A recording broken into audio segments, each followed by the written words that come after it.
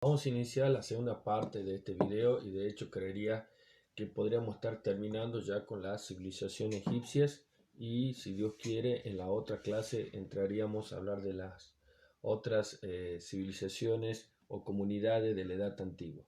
Habíamos estado hablando de las etapas, ¿sí? De lo que subdividía en cierta manera las distintas, digamos, distintas formas incluso de gobierno basada en la idea de la unificación del reino egipcio y a la misma vez las anarquías y los conflictos que generaban periodos intermedios. Bien, lo que vamos a seguir hablando del Estado teocrático, ¿sí?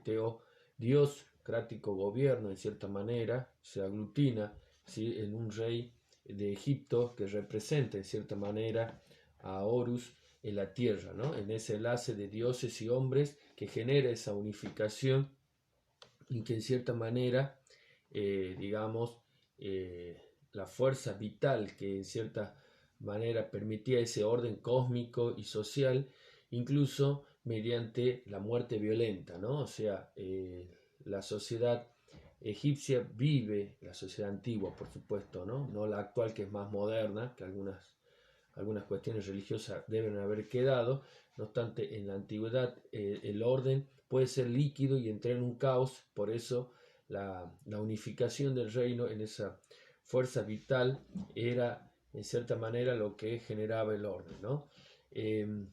Podemos decir que en esta época histórica y la eliminación que había sufrido estas fiestas rituales que se renovaban, que en cierta manera con las capacidades de lo que generaba el faraón, ¿no? O sea, los ritos estaban involucrados incluso con aspectos que podían fortalecer o hacer decaer, podemos decir,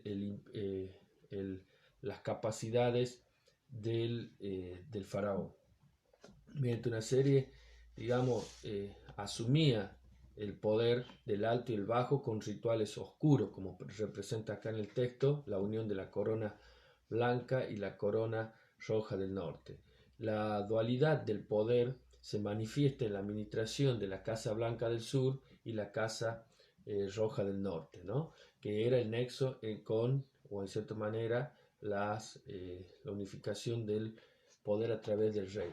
La sociedad egipcia, en cierta manera, era estratificada de algo que manifiesta una jerarquización, una subdivisión de tareas y a la misma vez una fuerte dependencia hacia, digamos, hacia el escalafón que era el faraón. O sea, una sociedad muy piramidal que en abajo de ese escalafón digamos, de esta sociedad que estaba arriba del faraón, abajo estaban digamos, los esclavos. Acá se puede manifestar en esta imagen la construcción de los grandes templos, ¿no? Que eran mayormente tumbas funerarias. Ya vamos a hablar por qué se hacía esa construcción tan monumental y que en cierta manera que implicaba.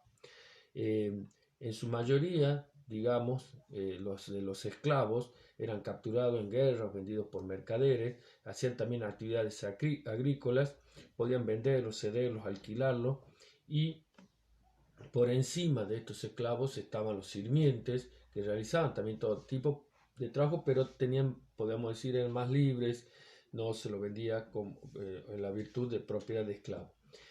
También había una clase subsiguiente, que era la clase social más distinguida, entre comillas, que eran los campesinos. También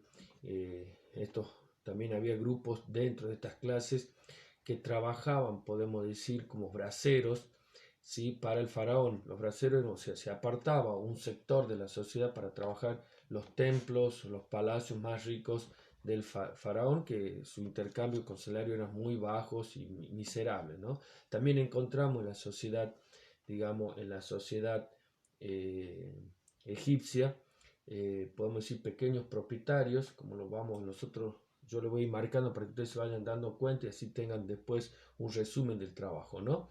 Que trabajaban en mayor parte para realizar actividades agrícolas para el Estado o en forma de tributo para mantener a los templos, ¿no? No nos olvidemos que la casta sacerdotal y la nobleza real no realizaban esos trabajos, sin cambio los campesinos o libres que trabajaban en pequeñas propiedades que podrían ser parte de ello, ¿no? O sea, eran pequeñas propiedades privadas, podemos decir.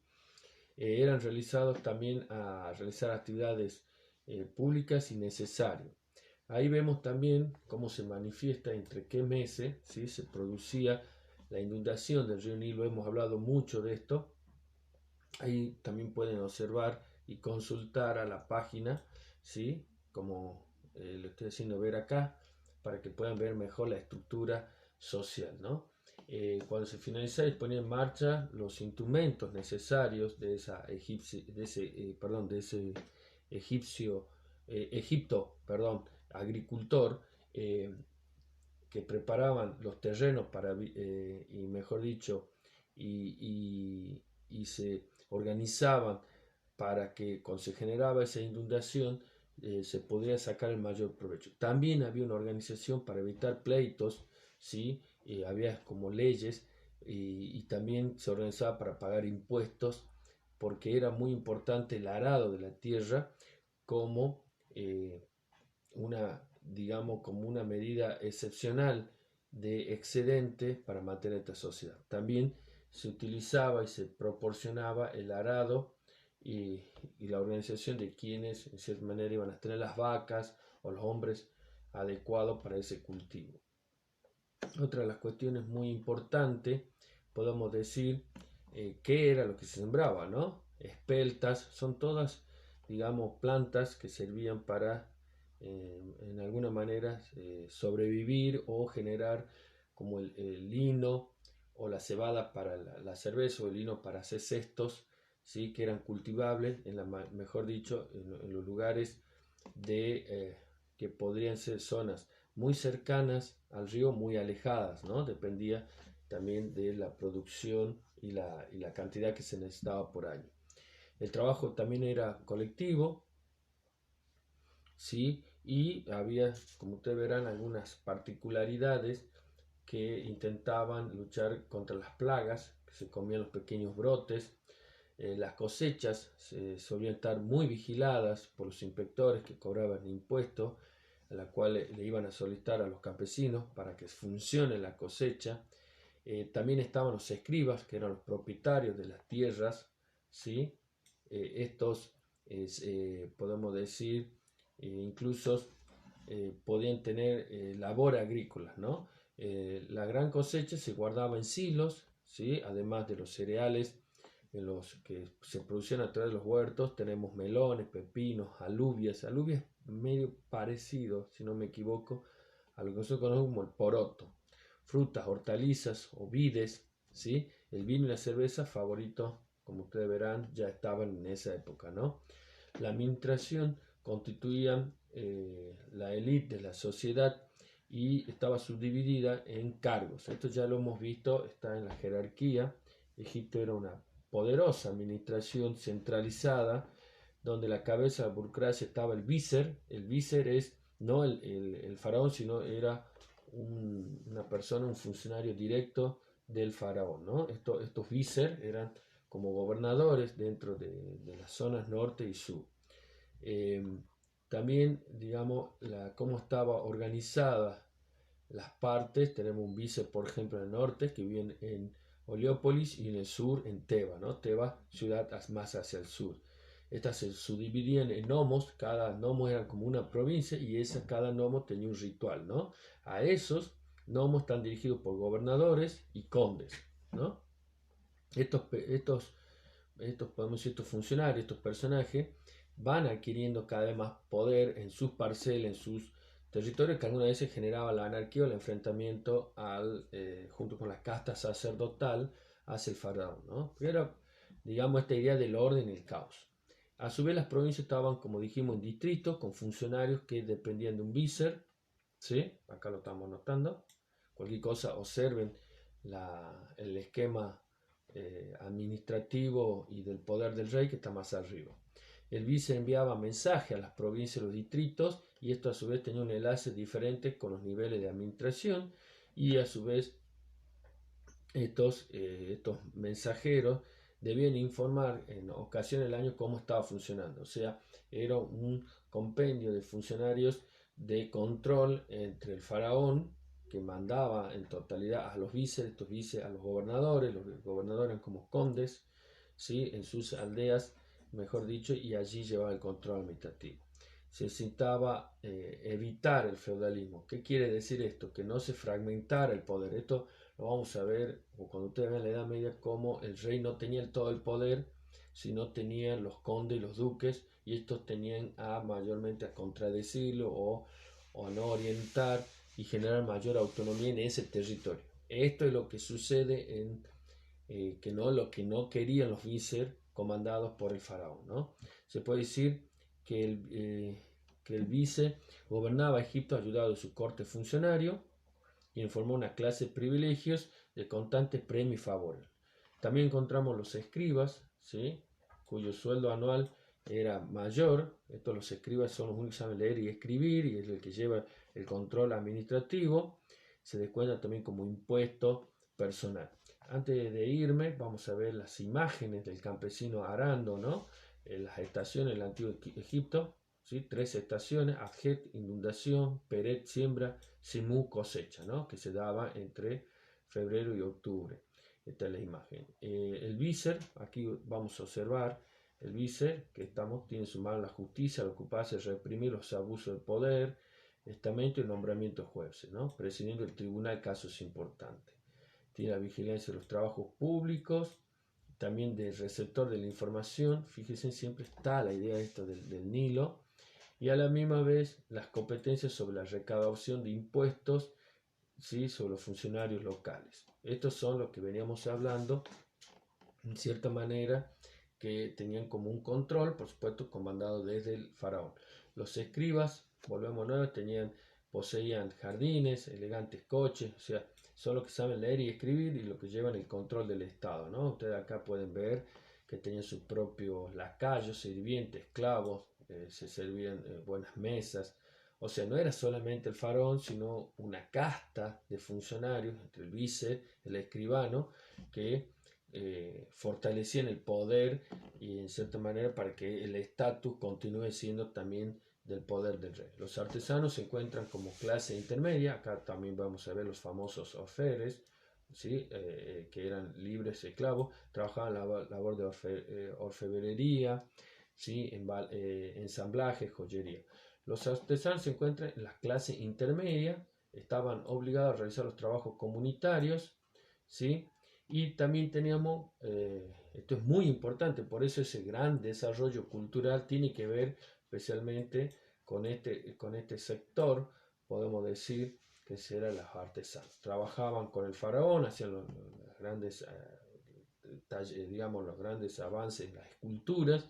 También tenían amplios talleres donde estaba controlado por un superintendente. Podemos decir que los cargos eran mayormente hereditarios. Un campesino, pues, si era padre, su hijo iba a ser campesino y así sucesivamente. Mayormente los funcionarios pasaban los mismos, ¿no? Que estos cargos que tenían la misión de controlar a la labor de los artesanos, estoy hablando de los vicer, de los que en cierta manera el control administrativo de los escribanos y el uso de, digamos, perdón, escribas, ¿no? Uno dice escribano, es escriba, que quede bien claro el concepto. La labor de artesano, el uso de los materiales que tenían destinados, los metales, carpinteros, metalúrgicos, joyeros, ceramistas, escultores, pintores, vidrieros, tejedores, albañiles, que trabajaban objetos muy suntuosos, ¿no? La realeza llevó a un modelo de desarrollo artístico, digamos, muy difícil para realizarlo, pero a la misma vez de una gran capacidad de lo que ha quedado culturalmente hablando, ¿no?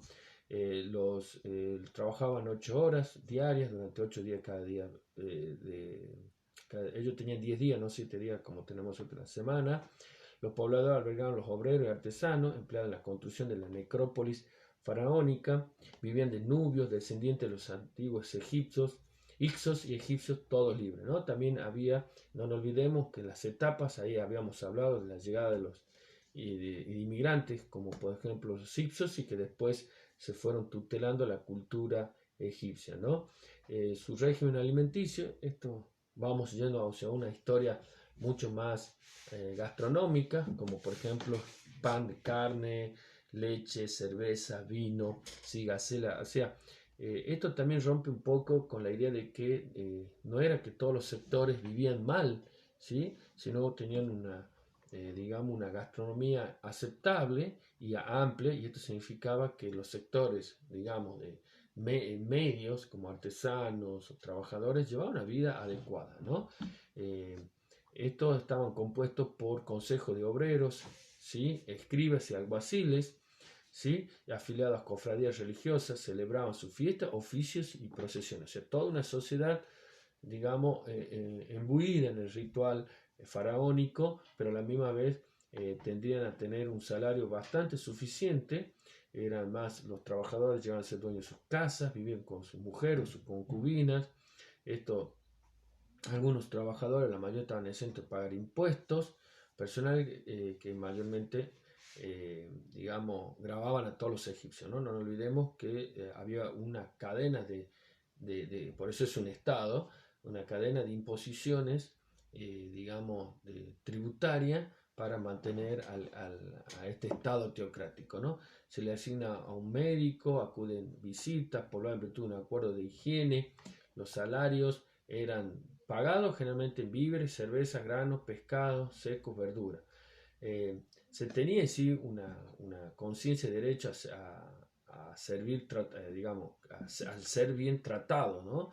Esto se discutió mucho, como si la construcción había sido conformada, digo, las grandes tumbas por esclavos. La verdad, se llegó y se están haciendo estudios que no era tan así, porque había una voluntad propia del egipcio, unido en digamos, esa cosmogamia, mejor dicho, cosmología de la unificación del mundo real y la fantasía, pero a la misma vez se le daba descanso, se descubrió que todo había alojamiento para los trabajadores, ¿sí? Y si eso no era suficiente, podría haber huelgas, ¿sí? Incluso podríamos decir protestas por parte de los trabajadores, ¿no? El ejército, vamos a hablar ahora del ejército regular, eso se desarrolla desde el imperio, ¿sí? Desde el imperio nuevo, y el rey tenía la necesidad de reunir, podemos decir, podía solicitar tropas con ayuda de los nomarcas. O sea, los nomarcas son como jefes, ¿sí? Que son designados para reclutar soldados. Las tropas mayormente estaban en Nubia, ¿sí? Y la necesidad de crear un ejército regular y profesional, ¿no? Por el campo de Onrep, que es el reinado, estaba formado por dos cuerpos, en la guarnición en el Delta y en el Alto Egipto. Y en el caso de Ramsés II, dispuso de 4 ejércitos. No olvidemos que Ramsés es el que se expande hacia otros territorios bajo la protección de 4 grandes dioses egipcios. O sea, te le daban a esas 4 egipcios. Bien, a este momento vamos a terminar por el segundo video y vamos a ver si continuamos un tercero.